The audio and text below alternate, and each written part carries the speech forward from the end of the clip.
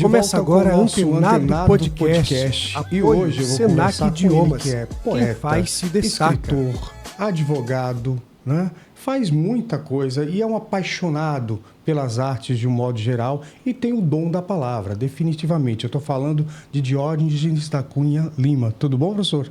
Muita alegria de estar aqui com vocês. Maravilha. 37º livro sendo lançado, né? O verdade. Dicionário Amoroso de Natal. Perfeito.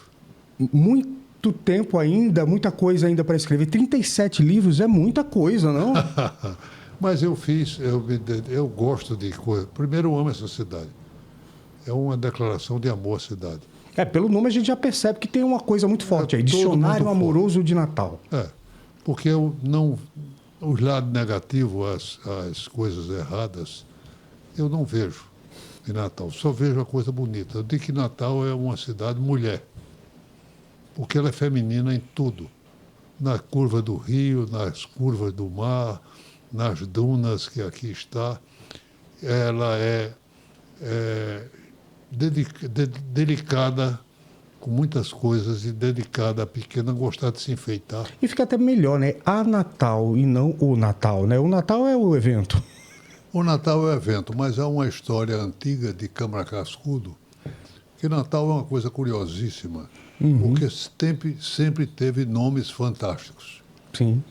Quando chegou aqui o rei Filipe II, que era o mais importante rei do mundo, estava mandando em Portugal e Espanha. Aqui havia franceses que vinham para ficar namorando com as índias. O índio não era... Eu digo que eles procuravam o arimbá, as cunhães. Cunhães da mulher aqui. E eles estavam satisfeitos, levando pau-brasil para a Europa, comendo camarão do rio Potengi, que tinha em grande quantidade. Enfim, uma vida de Fausto e de amor. Então o rei de Espanha não aceitou isso, mandou expulsar os franceses, criar uma cidade e estabelecer uma fortaleza na cidade. Então, assim nasce a Fortaleza dos Reis Magos. Por isso mesmo. Então houve o seguinte, primeiro quando chegou a frota que veio para expulsar no rio Potengi, eram 25 de dezembro. Por isso mesmo, Natal. Quando começaram a fazer a fortaleza, 6 de janeiro. Reis Magos. Aí, então, teve vários nomes Natal. O primeiro nome foi Natal Los Reis. Natal Los Reis? Los Reis, porque eram espanhóis que mandavam e colocaram em Natal Los Reis com o jeito dele, com Los Reis, com Y. Sim. Que eram os reis, onde estava a fortaleza. Mas logo em seguida, outros espanhóis também mudaram o nome para Santiago. Santiago é o padroeiro da Espanha. Mas foi pouco tempo. Vieram os holandeses, repara como o Natal se movimenta. Vieram os holandeses e mudaram o nome para Nova Amsterdã. O mesmo nome que os judeus do Recife, que estavam mal-estar, foram para os Estados Unidos e fundaram Nova York com esse nome. Mesmo nome de Natal. Depois desse nome voltou Natal, Cidade do Natal, segundo Câmara Cascudo, há muitos registros. Mas há outros nomes também, como a Cidade dos Reis Magos, mas não magos, significa mágicos. Sim. Então, porque eram mágicos daquela época. Eram sábios, pessoas que sabiam das coisas. E então, Natal passou a chamar também. Então, Cidade do Rio Grande e Cidade do Potengi. Olha quantos nomes interessantes. Mas o mais importante que se fixou foi Natal. Porque é uma representação de Jesus. O fato mais importante que a humanidade teve foi o nascimento de Jesus. Não a sua morte, mas o nascimento. Perfeito. Então houve uma coisa encantadora ao longo da vida. E Natal é cheio de coisas interessantes. Posso dar a você 2 fatos incríveis, como capital do Estado. 78 anos antes, me parece que é esse o número, de o Brasil passar a ser república, em Natal foi estabelecida a República do Rio Grande do Norte, com a bandeira branca do governador, que terminou sendo esfaqueado e morto na Fortaleza do Rei Paulo. Mas, enquanto durou, era a República. Depois, 24 anos antes de Cuba, Natal foi comunista. Aqui se estabeleceu, o Brasil inteiro havia uma revolução comunista, e fracassou no Brasil inteiro, mas Sim. aqui ganhou. Ganhou-se em Natal.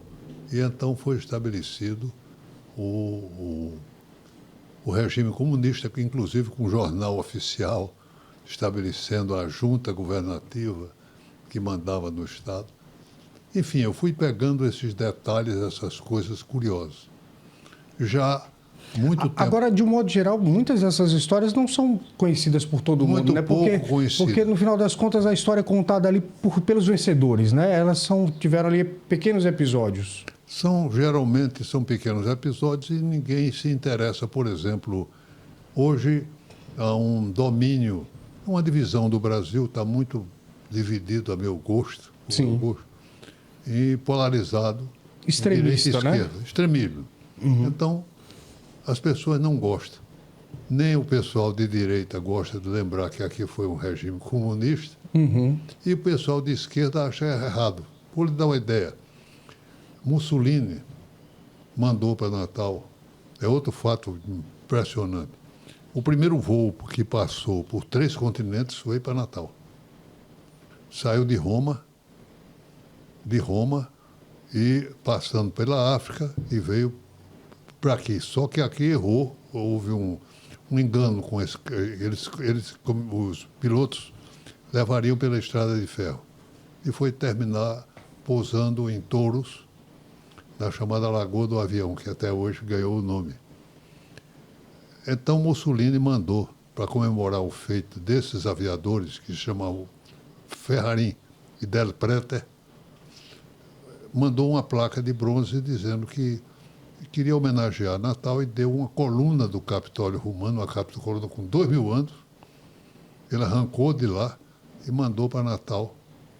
Esta coluna veio aqui e, para comemorar o feito, ele mandou o ministro da Aeronáutica, chamava Ítalo Balbo, para chegar em Natal e trazer essa coluna com a placa.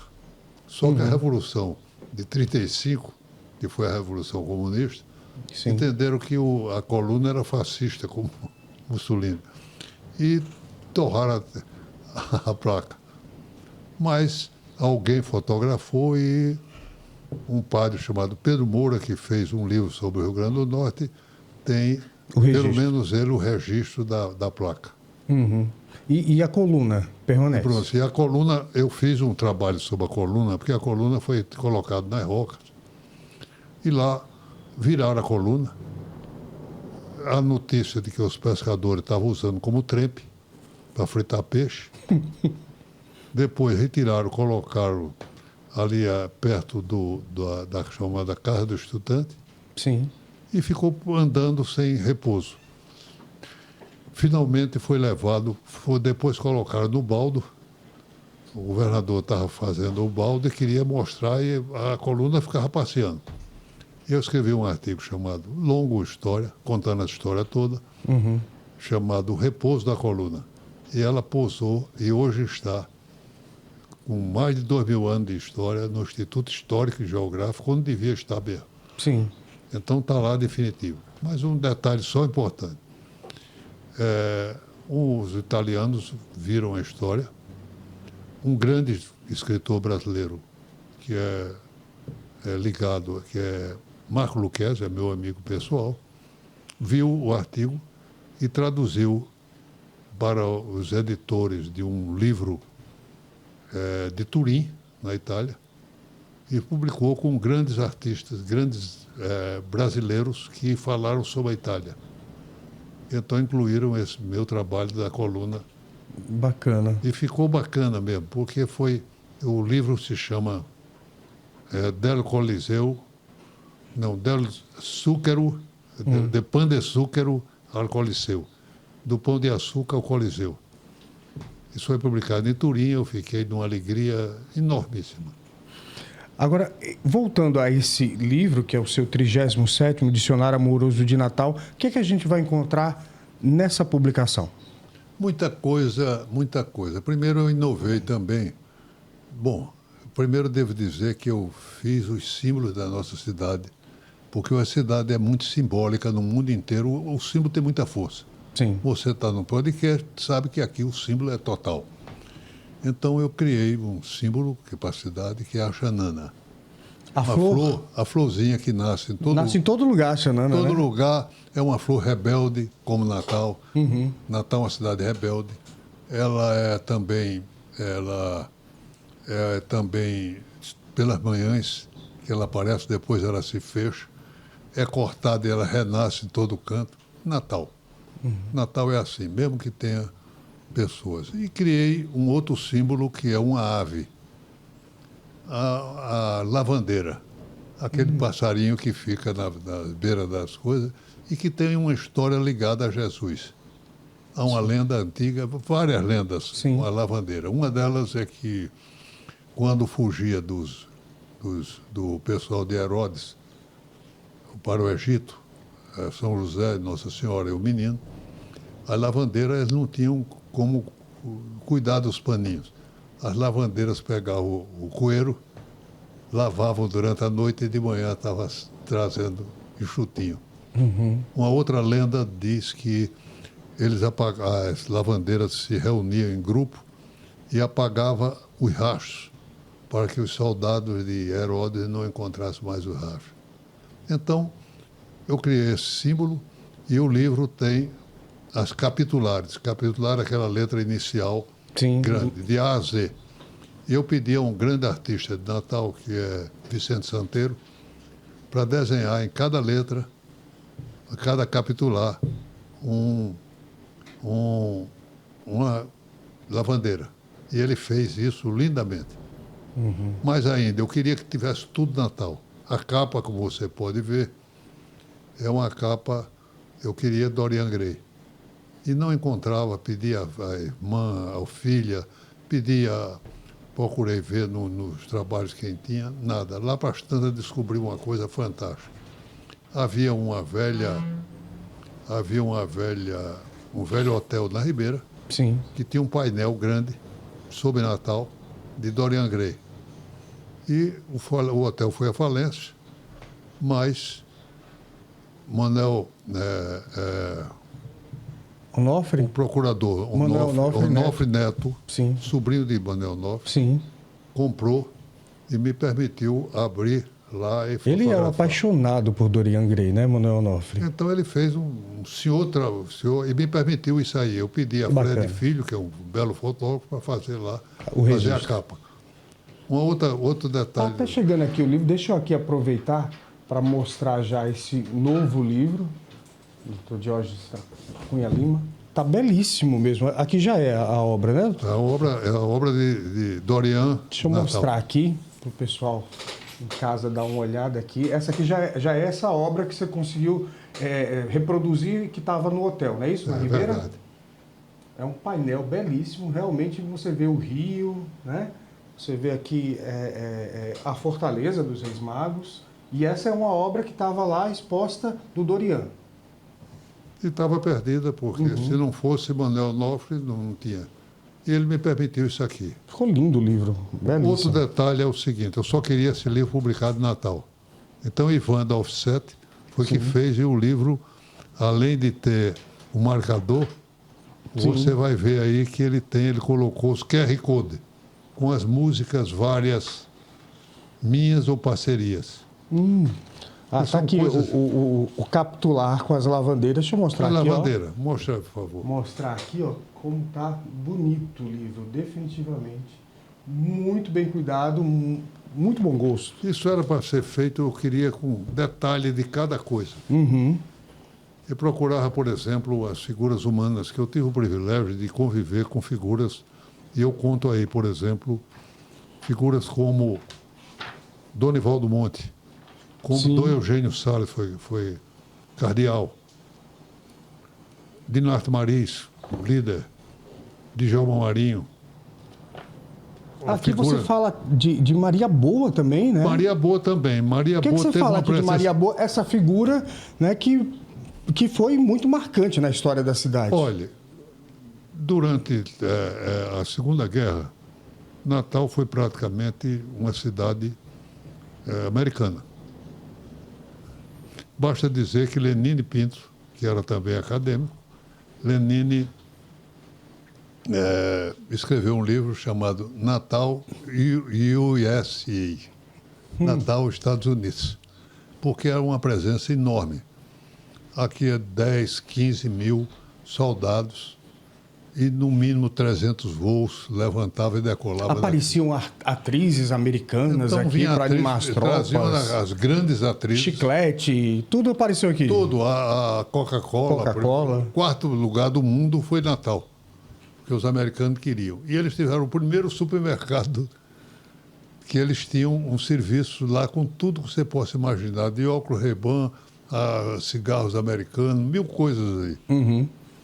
Havia uma presença grande. E eles adoraram Maria Boa, porque Maria Boa era uma figura curiosa.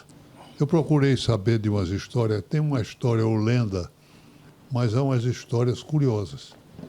Uma delas é que ela era uma moça muito bonita, trabalhava numa gráfica em Campina Grande e foi bulida, na linguagem coisa, foi seduzida por uma personalidade maior de Campina Grande. Sim. Um líder político, tinha sido prefeito e tal. E começou um mal-estar enorme, porque começaram a explorar quem era contrário ao prefeito e a família mesmo angustiada. Dinarte Maris teria sabido, foi lá, conversou com ela e disse: você não pode ficar em Campina, você devia ir para Natal. E você tem jeito de empresária, eu posso lhe arrumar. E arranjou o jeito de alugar aquela casa bacana no Baldo para ela. E era para pousar, estar numa pousada. Só que a pousada, ela viu que era muito mais inteligente trazer as meninas bonitas de fora para cá e fazer o comércio carnal, o comércio de carne. E ela sabia fazer a coisa. Primeiro, música de primeira. Segundo, levava conjuntos interessantes.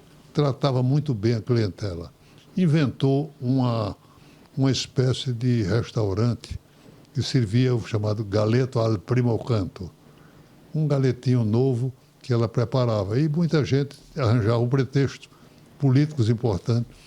Não, fui comer um galeto. Um galeto al primo canto. E estava lá as meninas. O Câmara Cascudo, que era meu mestre, meu amigo maior, me tratava como um amigo. Ele chamava, brincava, dizia: fui visitar ontem, fazer uma pesquisa sócio-antropológica com as meninas de Maria. As meninas de Maria. E contava histórias engraçadas, algumas delas ótimas sobre isso. Uma vez ele me contou a seguinte história. Me permite contar. Por favor. Eu cheguei lá e ele estava fazendo assim, com as mãos para cima. O que é, professor? Ele disse: é que eu descobri ontem, fui visitar as meninas de Maria e descobri que elas têm uma preferência pelo grego em detrimento do latim. Como assim? Está me gozando, professor? Que história é? Letradas, as meninas? As meninas de latim são letradas? São... Aí ele disse: não, por exemplo, a galáxia, você está vendo a galáxia, que é a palavra branco em grego. Sim. E nenhuma delas diz esperma, só diz gala, que é branco em grego. Entendi, a origem da palavra. A origem da palavra. Ele brincando, ele gostava, brincava muito com a vida. O senhor, junto com Deífilo, também o professor, meu professor de jornalismo também, gente, agora eu vou acabar esquecendo. Meu Deus, Vicente Cerejo. Sim. A gente pode dizer que é a tríade especialista em cascudo. Por que Cascudo interessa tanto a vocês? Por uma razão especial. Primeiro porque ele era o meu livro sobre ele, que está a 5ª edição, está saindo agora, No Maranhão, imagina, um cara se interessa para publicar no Maranhão uma quinta edição. Que é qual título, professor? Câmara Cascudo, um brasileiro feliz. Sim. Então, eu quero dizer que ele era um homem feliz, por todos os títulos. E era uma figura que valorizava os jovens. Eu fui visitá-lo menino quando vim para Natal. Ele me recebeu bem na casa dele, eu com 13 anos, imagine. 13 anos quando o senhor conheceu o Cascudo, então? Conheci atrevidamente, vim de Nova Cruz, que é uma frase que eu já repeti, mas vou contar. Meu pai, que era um literato, era um leitor fantástico, me disse, você vai estudar em Natal e você gosta de literatura, eu quero lhe dizer o seguinte, em Natal tem um rio chamado Câmara Cascudo e o resto é tudo riacho. Procure se aproximar. Eu toquei na campainha, fui recebido por Anália, a velha criada, e depois eu coloquei ela no livro. Anália, o que você quer, menino? Eu quero conversar com a Câmara Cascudo. Não, doutor Luiz está muito ocupado, não vai poder atendê-lo. Não, eu vim de Nova Cruz para cá para conversar, diga a ele que... Obstinado. É obstinado. Eu era atrevido muito. E ele desceu para me tratou da palma da mão, me deu chocolate, me deu um presentinho, um negócio de índio. Me ouviu história eu cantando sobre... Porque eu via os cantadores da feira de Nova Cruz. Então eu contei a ele dos desafios, das coisas que eu gostava. Bom, depois eu fui aluno dele. E ele deve ter notado a velha faculdade de Direito. Ele dava aula, era seriado, segundo ano. E eu estava no primeiro, mas ia assistir às aulas dele. Quando eu estava no terceiro também, no quarto e no quinto, ele notou que havia um aluno que frequentava, porque ele não repetia a aula. Ele era notável, ele encantador, dava um show completo de cultura, muito menos direito e mais de cultura universal. E depois a tese dele básica, que era demonstrar o que é o Brasil e o brasileiro. Bom, você falou sobre outros. Eu me dediquei a ele e ele me tratava como um amigo, como eu tenho declarações escritas dele fantásticas, geralmente bem-humorado, brincando. Por exemplo, tem uma brincadeira com Diógenes, que tinha uma lâmpada e tal, aí ele oferecia coisas assim. Meu amigo Diógenes, cuja lâmpada é o coração. Isso ele fazia com muita aproximação. E eu frequentei durante muitos anos a casa dele, quando terminava meu expediente. À noite eu ia para lá e eu era uma espécie de secretário dele. Levar carta para o correio, tirar dinheiro do banco, essas coisas. O que eu podia ser útil para ele, que eu adorava a figura humana. E me encantava com aquela frase do... Bom, Deífilo. Deífilo foi o sucessor do folclore dele. Deífilo fez aquelas pesquisas todas e há um livro meu com ele, que foi uma história interessante, eu devia ter trazido esse livro, que ele é Cascudo passando uma faixa de folclorista para ele. Está na capa do livro que ele publicou e que se referia a uma história curiosa. Eu era reitor da Universidade Federal e Deífilo, meu amigo, faz um requerimento inverso, dizendo que não podia fazer pesquisa maior de folclore porque queria a duplicação das horas de trabalho para ele poder. Como ele fez inverso, eu, claramente, respondi inverso. Inverso também. Dizendo que a nossa Universidade do Rio Grande do Norte, para crescer e ser forte, parece de humanidade. Usa a ciência, é verdade. Melhor. Bom, termino dizendo que folclore, necessidade. Sim. E que autoriza o processo. Manda. Só que, por acaso, o diretor do Departamento de Sociais Aplicada, que era Lúcio Teixeira, brilhante também poeta, despachou em versos. E termina, passa para uma comissão, que era a CPPD, que não tem verso nenhum, mas terminou o verso, porque eu fiz o verso que é a Maria da Guia. Deixa eu ver. Dizendo mais ou menos o seguinte, que do reitor teve o deferimento e que o processo perfeito que autoriza o pagamento e assinado Maria da Guia. Que era... Todo mundo entrou na poesia. Eu estou na poesia. Anos depois, Videíflo faz um expedimento para mim, dizendo que, e todo em verso, dizendo que o que ele conseguiu fazer graças a esse dinheiro. A dona Militana, todo o trabalho que ele fez, etc. e tal. E eu mandei buscar o processo na universidade para a gente...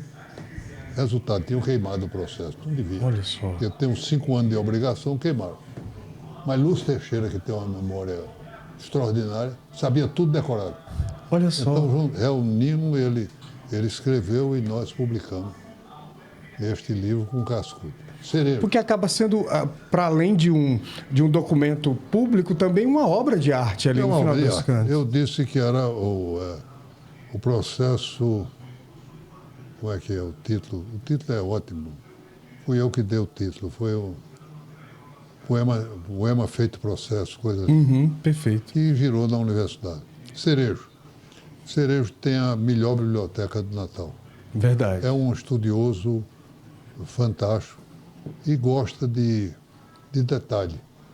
Então, Cerejo fez entrevista com o repórter, com o Cascudo, se interessou por ele e se interessa em todos os níveis. Por exemplo, quando a Global sai a obra de Cascudo, bonitinho, mas ordinário, da linguagem de Nelson Rodrigues. Ele reclama porque Cascudo fazia questão de ter as melhores capas com desenhos dos maiores. E eles comercializaram, ficaram com preocupação. Cerejo sabe dos detalhes. Cerejo defendeu, por exemplo, a Cascudo foi o primeiro brasileiro a publicar obra de Walt Whitman. Sim. Há um congresso no Recife, e Cerejo está lá e dizem que foi primeiro fulano, e Cerejo protestou, levantou e provou que o primeiro Cascudo foi o primeiro tradutor de Walt Whitman, do grande poeta americano. Mas 1000 coisas dessa natureza, ele sabe tudo. É muito bom. Mas há outros estudiosos aqui, como também da academia, Humberto Hermenegildo. Fantástico o estudo dele. Coquinho tem estudado também. Muita gente boa estuda. Pena que Cascudo não deu bola para formar um prestígio nacional como Gilberto Freire fez. Sim. Para mim são os dois gigantes da cultura brasileira. Gilberto Freire e Cascudo. Ninguém sabe qual o maior, porque não tem maior. Os dois se admiravam e encontraram muito, porque a definição do que é o Brasil brasileiro é de Gilberto Freire e é de Cascudo. Só que Gilberto fez um livro, praticamente, Casa Grande Senzala, sim, e Cascudo fez dezenas de livros. Então fica difícil para fazer. De vez em quando eu vejo e me irrito quando sai do Sudeste. Eu digo, os sudestinos falam em grandes figuras que fizeram a marca, a característica do Brasil, e não citam Cascudo. Cerejo fica geralmente também irritado com isso. Todos nós que amamos o Rio Grande do Norte e a Natal. Enfim, Cascudo elaborou também, além do mais, a declaração de amor dele à cidade. Ele chegava a assinar Luiz Natal. Luiz Natal. Luiz Natal. O Luiz do Sobradinho, que era a casa dele, lá, onde está um trabalho notável que as netas tomam conta hoje. Da Liana Cascudo, feito lá. Mas, por exemplo, Cascudo me chamou a atenção para o Baobá. Há 33 anos atrás. Bom, ele contava a história que o... Tá também aqui no livro, né, o Baobá? Tá todo aí a história do Baobá, o que eu pude colocar. Imagine que a Cascudo dizia que é uma árvore sagrada na África e eles trouxeram, os escravos teriam trazido semente. Eu não creio nisso, mas me encantou a história do Baobá. Uhum. Um dia eu tive notícia de que estava à venda, ia ser vendido o terreno do Baobá. O dono que cuidava sempre era um deputado chamado Brilhante, de Goianinha. Sim. E ele tinha feito um projeto fantástico de edifícios ali. Haveria vários edifícios belíssimos. Mas eu fui, quando soube disso, fui a Brilhante. Brilhante, você não pode fazer isso. O Baobá é a mais antigo habitante de Natal. Ninguém tem essa idade. São centenas de anos, talvez milhares. E então você vai cortar a árvore, porque não pode colocar os edifícios sem isso. Sim. Você tem que me vender e só pode vender a mim. Ele era encantado com a casa que eu tinha em Búzios. Eu dei a casa pelo terreno e ainda voltei o dinheiro. Então, a coisa há 33 anos atrás. E eu tenho mantido o Baobá, que só me dá alegria. Ao longo da vida, a cada minuto, por exemplo, há uma escolinha de Amar, lá é uma creche, essa semana teve lá com minha filha, dezenas de meninos para abraçar o Baobá e contar a história. E eu falo sobre a ecologia, a importância das árvores, a história do Baobá. Sim. Isso me encanta. Lá tem também um trabalho de Vicente Santeiro que eu pedi, que é uma coisa singular e única no mundo, que eu saiba. Um circo chegou em Natal, no tempo de circo de animais, e souberam que eu tinha comprado o terreno para salvar a árvore. Resultado, resolveram prestar uma homenagem à árvore. E levou o circo todo para lá, o dono do circo. Então levou camelo, elefantes levantando a perna, dando show, bailarinas, palhaços, enfim, toda a equipe é um show para a árvore, para homenagear a árvore. Eu estava viajando, quando eu cheguei, encontrei as fotografias, na época eu não filmava, as fotografias que está nesse livro, alguma coisa, o registro disso aí. E eu estou mantendo há 33 anos.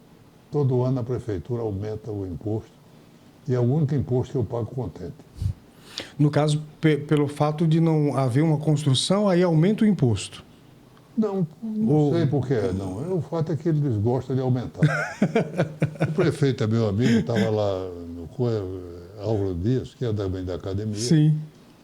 E eu digo, olha, eu só pago imposto com raiva. Porque eu não sei. Só ajeitar aqui. Não sei qual é a finalidade que vão dar o meu dinheiro. Mas aqui eu só pago contente. Só me dá alegria. Por falar em academia, o senhor já está na academia norte-riograndense de letras há um bom tempo. E na presidência, sempre sendo conduzido. Na presidência há apenas 40 anos. Há uma eleição de 2 anos. E esses 2 anos já fazem 19 vezes que eu fui reeleito. Consequentemente, 40 anos. A academia está completando, é uma jovem senhora, 88 anos. Nossa. E ela o que nós fazemos na academia é uma coisa diferente. Por exemplo, é a única academia. Havia 2 modelos da academia, para se criar a academia aqui. O modelo francês, do século XVIII, XVII. Sim. E o modelo do século XIX, que é a Academia Brasileira de Letras. Os 2 modelos não admitiam mulher. E Cascudo criou a academia na casa dele, e já admitindo 2 mulheres como acadêmicas, Palmira e Carolina Vanderlei, e mais do que isso, patronas, como Alta de Souza, Nízia Floresta, Isabel Gondim. Perfeito. Enfim, a academia é diferente por isso, mas não é só isso. A academia levei para lá cantadores. O cantador é um poeta fantástico. A academia tem Poeta popular. Poeta popular e de primeira. Sim. Levei também a uma coisa que é um programa lindo, que é a Academia para Jovens. A Academia para Jovens, você leva um colégio lá, com alunos e professores, e os acadêmicos dão aula sobre o tema. Uhum. Muitos deles com a presença de Manuel Onofre, e eu quero contar aqui um detalhe importante, Tiago Gonzaga e ele, que está sempre, é a única revista do Brasil, de todas as academias, cada estado tem uma, que sai trimestralmente. E é uma revista bela, porque é aberta ao público. Então, não é somente os acadêmicos, mas quem escreve bem é convidado e é recebido pela revista. Bacana. Eles também, muitas vezes, recebem colégios e fazem um trabalho notável. Isso é uma forma de oxigenar ali, né, aquele Sem ambiente dúvida também, nenhuma. para que as pessoas tenham acesso, né, ao que Sem se produz dúvida na nenhuma. academia. Uma outra coisa que nós fazemos é o reconhecimento do mecenato. Pessoas que gastam dinheiro, que dão em favor de uma instituição ou de uma cultura, de um trabalho notável. Então, o Rio Grande do Norte, que é um estado pobre, mas o Brasil, há poucos mecenas no Brasil. Diferente dos americanos que dão dinheiro em quantidades e com valores extraordinários para isso. Mas aqui também há. Uhum. Então, o Rio Grande do Norte, a academia escolheu um mecenato e dá homenagem às pessoas que valorizam isso aí. Por exemplo, Antônio Gentil, empresário do Boticário e tal, ele pega a cidadezinha dele, de Campo Grande, Sim. e faz o Instituto Gentil lá, com 3 andares de um prédio, com apresentação de biblioteca, aulas de educacional, orquestras da cidade, pago por ele, do bolso dele. Então, um cara desse é absolutamente diferente, mereceu a homenagem da nossa academia. Recentemente, nós entregamos a Robson Maia. Robson Maia é um fenômeno Tributarista. tributarista, o maior do Brasil, ou um dos sim. maiores, Sim. e que tem ajudado muita gente aqui que precisa, que há trabalho. Então, a academia se reúne e dá um troféu, um título de mecenas potiguar. Então, pense, um cara que sai de Jardim de Piranha, ele andava todo dia, nasceu num sítio perto, 19 quilômetros de bicicleta para ir assistir aula.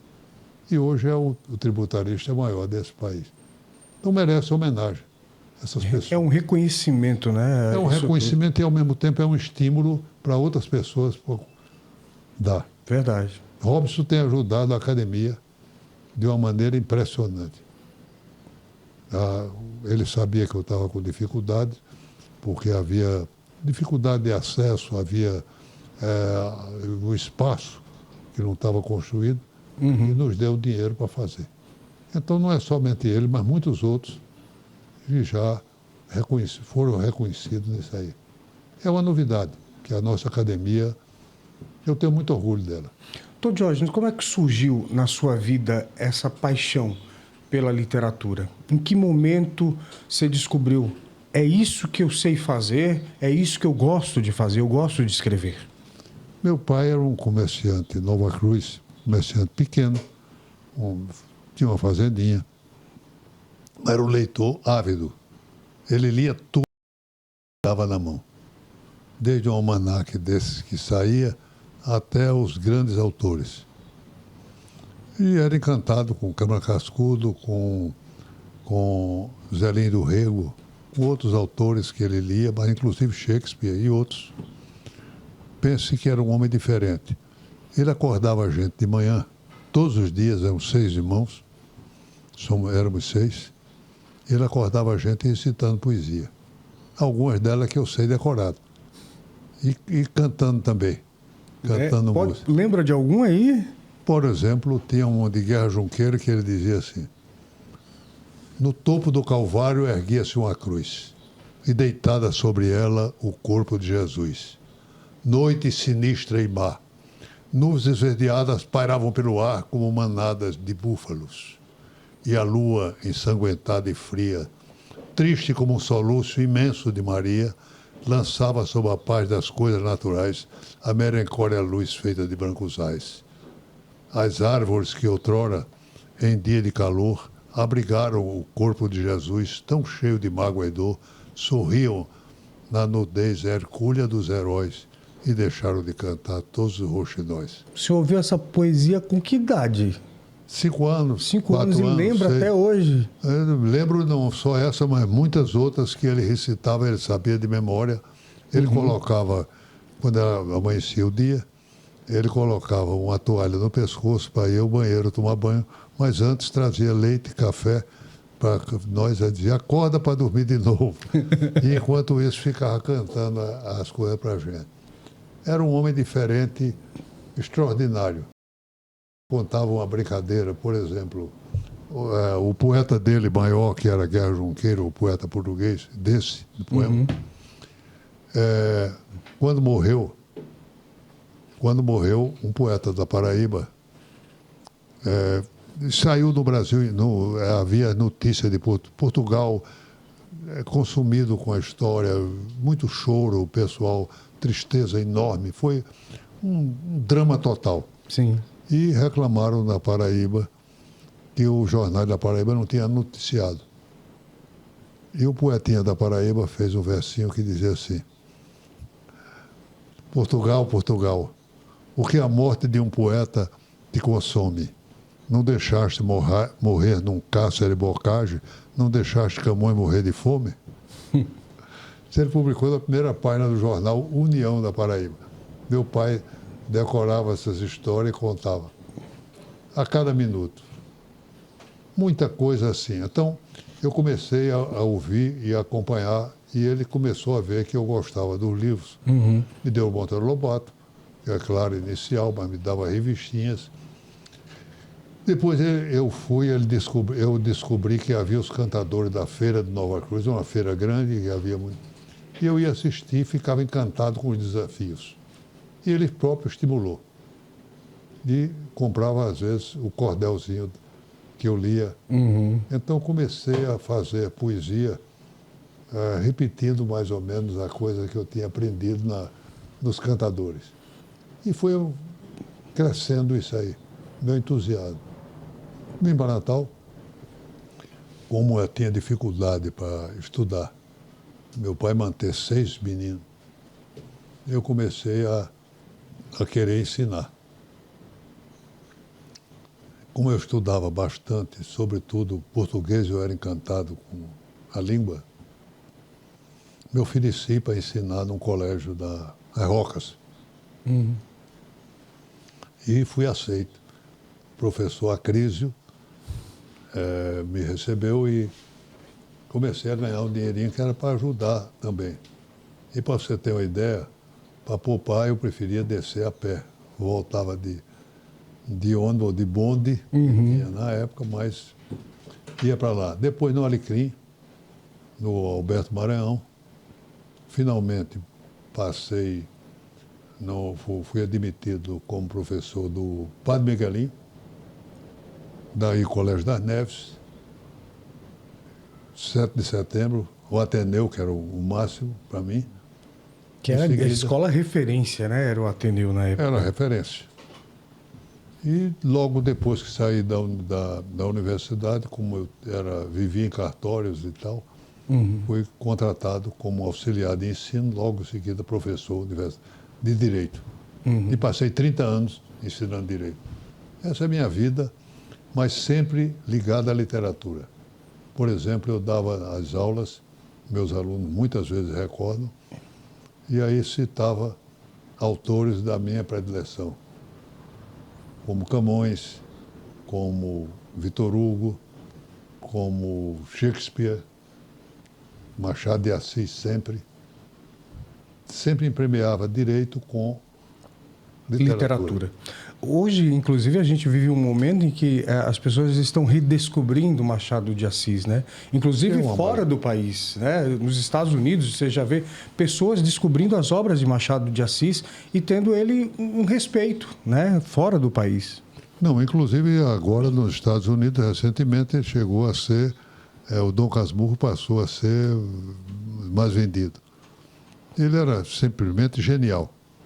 Depois inventaram uma história. Há uma coisa maluca, que é havia na Europa e no mundo inteiro, e o Brasil também pegou um pouco, da superioridade da raça branca. Sim. E Machado era mulato. Mas hoje já estão dizendo com a linguagem dos americanos que a pessoa teve uma gota de ancestral. Negro é negro. Uhum. Então já estão dizendo ele negro. Mas o fato é que ele é um fenômeno porque mulato, com dificuldade financeira desde da infância, da vida inteira, fez uma obra monumental. Ele é comparado aos grandes do mundo. E não tem outra razão para que se valorize os gênios do exterior sem incluir Machado. Uhum. Quando o senhor pensa em escritores, Machado de Assis, o senhor já citou alguns aí, Shakespeare. Quais são os nomes que o senhor mais admira ou que o senhor sempre lê? Ou o livro que o senhor está lendo agora no momento? Bom, eu tenho 2 livros que demonstram a minha paixão para mim, o maior dos poetas das Américas. Das Américas, estou incluindo norte, sul, leste, sim, tudo. Pablo Neruda. Neruda eu comecei a ver, me encantei. Também eu tive a oportunidade, passei 12 anos como cônsul do Chile, em Natal, cônsul honorário, para ajudar um chileno que aparecia, alguns dramas, pequenas coisas. Mas Neruda me encantou. E ele deixou um livro chamado Libro de las Perguntas. Eram perguntas que ele dizia que eram respondíveis. Ninguém poderia responder porque eram perplexidades dele, dúvidas, coisas assim. Veríssimo de Mello, que era meu amigo querido, grande escritor, de onde você devia fazer 3, você gosta de Neruda, responder a 3 perguntas dessas, para eu fazer uma crônica. E eu comecei a fazer e fui respondendo. 311 perguntas, eu fiz 311 respostas. Nossa! E publiquei um livro chamado O Livro da Resposta. Muito bom. Mas depois eu achei que estava, recentemente, fiz outro. Fazer o contrário. Eu perguntando e ele respondendo. Como é que ele respondia? Eu faço as questões, mas eu li das suas entrevistas, dos livros que ele publicou, das vários depoimentos sobre ele dando a resposta. Então, esses 2 livros foram publicados recentemente. O primeiro é a 3ª edição e o segundo, esse, se chama Pablo Neruda, uma entrevista imaginada. Foram publicados agora por uma editora do Paraná, a Artes. E é uma bela edição. Saiu as 2 edições, que me encantam. Então, entre os autores de minha predileção, está ele. Mas há outros que me interessam muito, como Gabriel Garcia Marques, me interessa o argentino Jorge Luiz Borges. Há alguns brasileiros fantásticos, Zelim do Rego, os poetas maiores como Manuel Bandeira, Drummond, Murilo Mendes, figuras maiores. Mas o centro da minha preocupação, até hoje ele me ensina uma coisa, é a Câmara Cascudo. Definitivamente. Isso definitivamente, essa é a minha paixão. Professor, O senhor mantém uma vida muito ativa, né?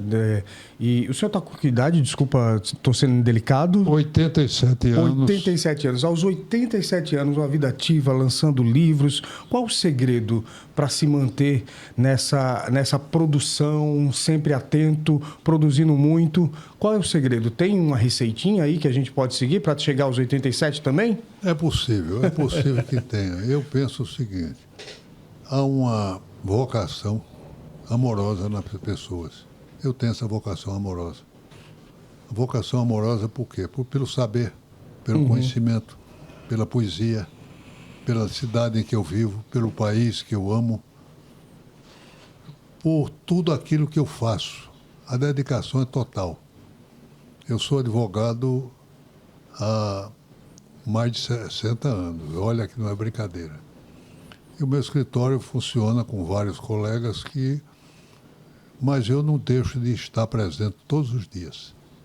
Então essa vocação amorosa pela função, pelo exercício, possibilita uma vida mais plena. Então há todo um trabalho. Por outro lado, esse livro é dedicado aos meus netos. São 10 netos. 10 netos? 10 netos. E eu digo que para que eles amem Natal como eu tenho amado. Meus filhos me estimulam. Minha mulher, que é uma professora de medicina da nossa universidade, eu estou há 21 anos completando com ela, quero já fazer os 25. Já estou marcando os 90 anos, que é 25 anos de casado com ela. Maravilha. Então vamos ter isso, estímulo. Sem estímulo, sem a vontade, sem a crença, que para mim é tudo parte de Deus. É um privilégio que Deus nos deu de viver no meio de 4 trilhões de seres inanimados. Há um ser que nos faz viver. Nós só temos a vida. E mais ainda, a consciência de existir. De saber que está vivendo neste mundo. Então isso é uma coisa essencial. Acaba sendo um grande presente. Eu acho que é um presente, porque nós ganhamos um presente. A vida. E mais ainda, com a possibilidade de consciência. E procurar fazer o bem. Há uma coisa que é um lema meu que é permanente, é como um mantra que eu coloco no meu escritório, em todo canto tem. A bondade vence. Você tem que acreditar que a bondade, as pessoas que são dedicadas a fazer o bem, tem que vencer. Se você acreditar que as forças do mal não são brincadeira. Eu criei umas palavras que estão aqui para Natal. Um verbo que é natalizar-se. É um verbo... Eu já vi em camisetas, as pessoas usam, né? Natalizar-se. Natalize-se. Natalize-se. Até em campanha agora teve uma candidata que usou essa coisa. Porque o nome dela tinha Natália tinha Natal. Ela acabou usando muito isso também. Pois é, ela fez bem. Eu acho que foi uma coisa boa ela estar usando isso aí. E porque o natalizar-se é tornar-se leve, descontraído e apto à celebração, pronto para a vida. E eu crio outra palavra que não está aqui, que é natalicida. Natalicida. Que seria? O cara que mata a cidade, que prejudica a cidade, que faz coisa errada. Esse a gente não quer. Esse não existe, esse está de lado. Maravilha. Então vamos nos natalizar e conhecer mais do Dicionário Amoroso de Natal, escrito por Diógenes da Cunha Lima. Vou mostrar aqui para vocês esse livro. Quem quiser adquirir esse livro, como é que faz, doutor Diógenes? Deve estar na cooperativa. Cooperativa da UFRN. Da UFRN. Sim, deve estar na leitura, também está no Instituto Ludovicos, que é a Casa de Câmara Cascuda. Perfeito. Doutor Diógenes, queria agradecer imensamente por essa conversa, por ter tido a oportunidade. Eu espero que você e o Beto fiquem com Gosto desse livro. Com certeza. Eu quero autógrafo, né? Eu quero dedicatória, né? Aí eu aceito de bom grado e quero ver cada página, com certeza. Gente, queria agradecer imensamente aqui, Dr. Diógenes, por essa entrevista. Muito obrigado pela conversa. Foi edificante. Eu que agradeço. Eugênio, né? Eugênio. Vou arrumar uma caneta para a gente autografar. E você que está em casa, obrigado pela companhia. A gente volta no próximo programa. Até lá. Termina aqui Antenado Podcast. Apoio Senac Idiomas. Quem faz, se destaca.